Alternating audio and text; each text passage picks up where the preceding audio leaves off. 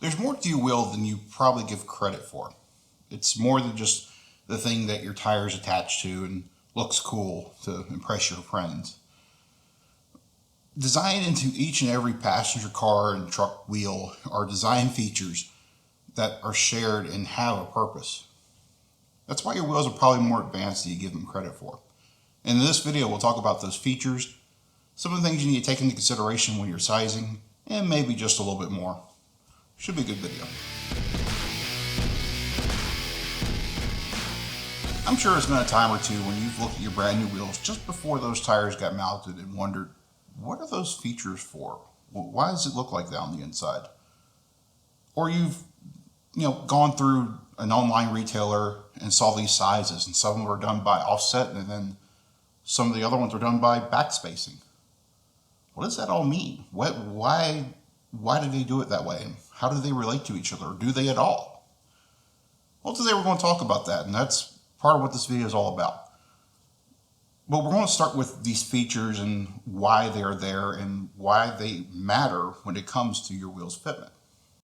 Now, real quick, I'd like to talk to you guys a little bit about what I've done here lately. I've restarted my Patreon page, and I've started a new page on sponsors. They're both very similar platforms, but I kind of like sponsors a little bit better because they do tend to give you more of your share. They are both ways to fund Carbage, but there's really more to it than just that. It's being able to like, share, and subscribe these videos. Yeah, I know it's a typical YouTube spiel along with the ding the bell, but that's what's important. Unfortunately, if you guys want me to do more, and I know you do, and let's face it, it's pretty much the only thing I'm good at, you want more from me. You want more of these videos. You want more content on carbageonline.com, and I want to give that to you. The problem is that in order to do that, I have to take time away from things that normally make me real income. This doesn't, at least not yet. The honest truth is the more eyes on Carbage, the better. And the only way that can be done is by you guys liking and sharing and subscribing to this page, this channel, I want to say page. And be sure to go to carbageonline.com and check out the articles there, share those, comment, and do everything there, because the more eyes that are there, the better it is for the page overall. And same thing here on YouTube. So there's going to be a link somewhere here that's going to lead you to the sponsors page and to the Patreon pages. If you can donate $1 per month, that's great. Please do. But even if you can't, share those links. Because even if you can't, there's a friend of yours that probably could. And they'll share. And then one of their friends will probably be able to donate as well. And you can kind of see where it starts to snowball. So that is why sharing is very important when it comes to platforms like this and even my own website. So again, check out carbageonline.com, go to that Patreon page, go to that sponsors page, donate if you can. If not, just share it. And that's probably the biggest thing you guys can do for me. Otherwise, let's continue on with that video. The wheel we're going to be working with today is the Vision Wheels Manx 2 Overland. It's a brand new wheel from Vision Wheel, and we're going to be using it on Project 3323. That's our 2000 Nissan Pathfinder two-wheel drive that we're making into a two-wheel drive Prerunner project. To start, these wheels are a 16x8 zero offset with a 4.5-inch backspacing. Now, again, we're going to go into what all of that means in a little bit later in this video, but know that's what this wheel is. As I mentioned, every wheel on the road has these features. It doesn't matter if it's a 3-piece wheel, 2-piece wheel, truck wheel, or car wheel. Those parts are the flanges, which are on both sides, the wheel face, or also known as a wheel disc, the retaining humps. Finally, at the back of the wheel, we have the mounting pad, also known as a wheel hub by some people, but it's more known as a mounting pad. Many of these parts affect how your wheel fits to your vehicle and also how the tire fits to the wheel, which then turns into how the tire fits on the vehicle as well. These parts are important, and we'll go through each one here in just a second. But one of the first things I want to point out is that if you took a ruler to this, you would notice that this 16-inch wheel listed by Vision Wheel isn't 16 inches. That's because you're not measuring this wheel by those outer flanges or even the outside diameter measurements of the wheel. It's all by these bead seats. Again, what your tire is looking for is not these outside diameters. It's what these bead seats are set at. So that 16 inches is this bead seat outer diameter. The 8-inch width is by this width here, by the bead seats, not these flanges. We'll go into a little bit more detail, but know that is what the rated wheel width and wheel diameters come from. It is the bead seats. The wheel face, also known as the wheel disc, is where the rim, which is the outside part here, not the entire wheel, we'll go into that in a second too, that's where this rim mounts to the wheel hub, this little guy here, or the mounting pad. Again, you can interchange those terms, they roughly mean the same thing. Now, back in the very early days, we're talking about back in the covered wagon and horse and buggy days, these spokes were wooden. Eventually, when we created the first cars, they were still wooden spokes because it was still based a lot on the horse and buggy. However, as cars got heavier and required more strength in their wheel and their spokes, they went to metal. So you saw something that looked more like a motorcycle or a dirt bike hub or dirt bike wheel or a bicycle wheel. After that, again, as cars continue to get heavier and as we started to develop tire technology to allow us to go to a little bit wider wheel than the whole wagon wheel, we started seeing steel wheels. And these wheels had a metal rim with a steel face. That face could either be bolted to it or could be welded to the wheel rim. Nowadays, though, you see alloy wheels, and that started for OEMs about the 1960s, but the aftermarket had started with it in the 1950s. These alloys could be aluminum, like this wheel is, or magnesium, but the key thing was it was also lighter. The other advantage was that you could have a multi-piece wheel that was still lighter than a steel wheel. You could have a barrel that could be, I call it a barrel, but we're talking about the rim here, that could be split into two pieces, and you could have different widths, different backspacings, and you could have different wheel discs. And some of the advantages was you could actually flip the barrel around and put the wheel face backwards. Now, the problem with a multi-piece wheel is that you have to maintain it. You can't just expect it to have its bolts torqued the same the entire time. So part of your wheel maintenance, and this includes bead locks, by the way, even though it's just this flange here, that's a bead lock, that's the piece that's separate, it's still important to check its bolt torque, because if you don't, that's going to be a major failure of the bead. Now, you've noticed I have used wheel and rim, but not interchangeably. I've been using them for separate definitions, and that's because technically this, from the bead seat to the bead seat, including the well, is the rim. The wheel is the entire piece, but only technically. In modern nomenclature, this is a rim. Let's face it, that's what everybody wants to call it. It's a rim. So if you talk to somebody at a technical hotline or a salesperson or anything like that, and you call it a rim, it doesn't matter. They know what you're talking about, even though it's technically incorrect, but it's still correct. So even though it's not technically correct to call this a rim, you should call it a wheel. Don't be that guy.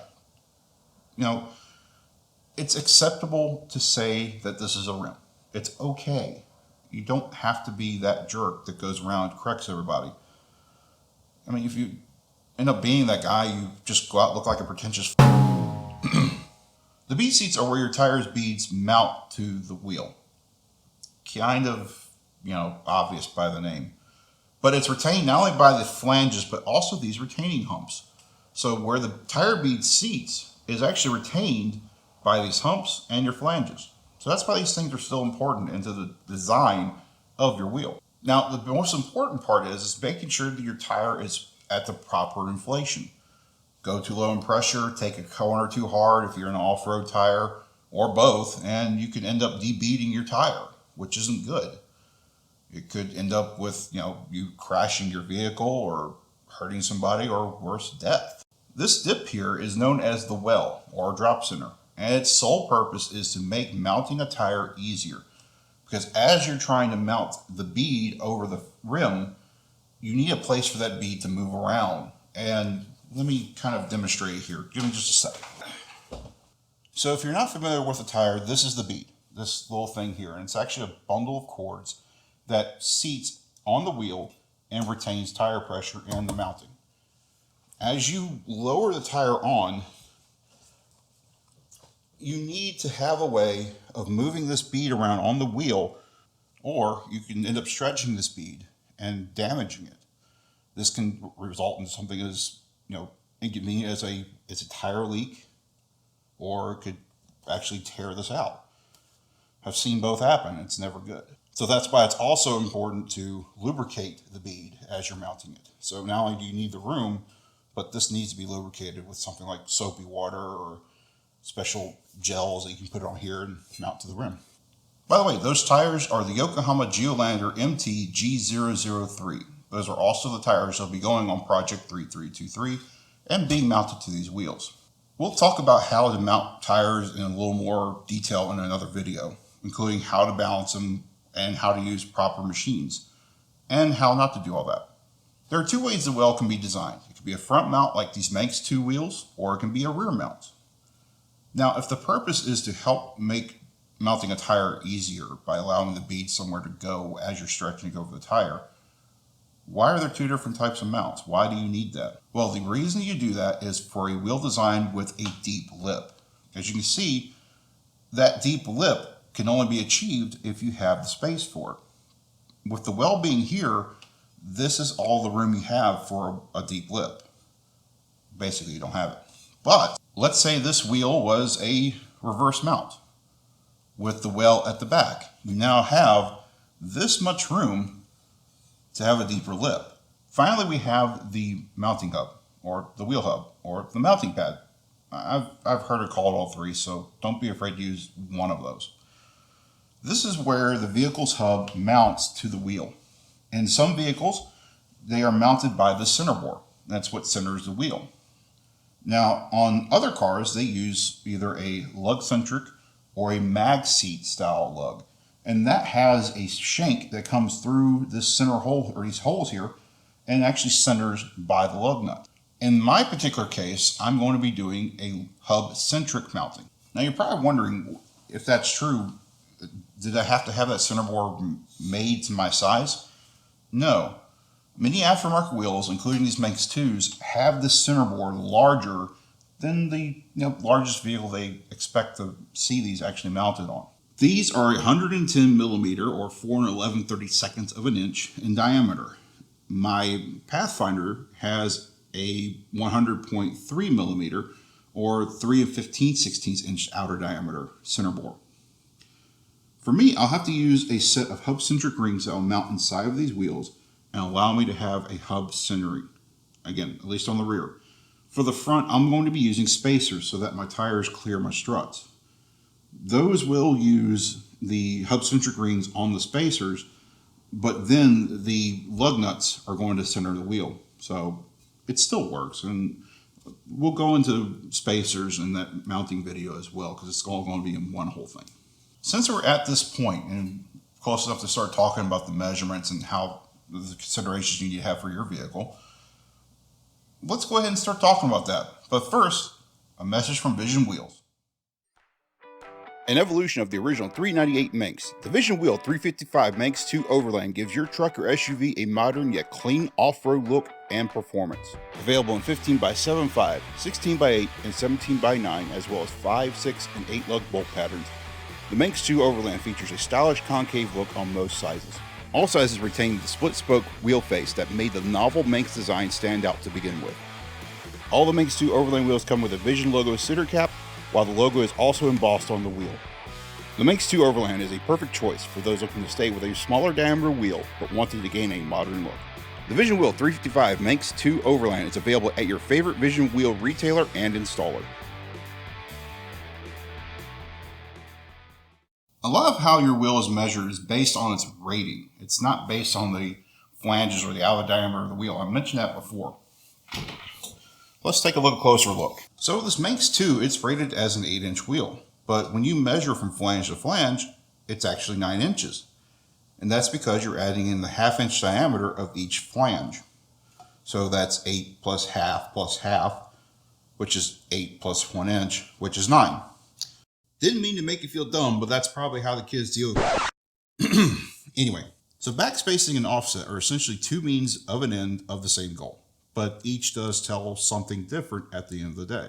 Both tell you about fitment, but offset tells you how the hub fits to the center of the wheel, while backspacing tells you how close the flange is to the chassis of your vehicle. Even so, you can translate each one back to each other just as long as you know the rated width and keeping those measurements of the flange in mind. What you also have to take into consideration is that offset is read in millimeters. So you have to convert a metric measurement to standard if you want to get something close to what you're probably used to. 25.4 millimeters is exactly 1 inch. Though rounding to 25 still works. That 0.4 millimeters is only 16/10,000ths of an inch. Also, most offsets are in whole numbers, so it can be unusual to hear 43.4 millimeters as an offset, both negative and positive, but it's not unheard of.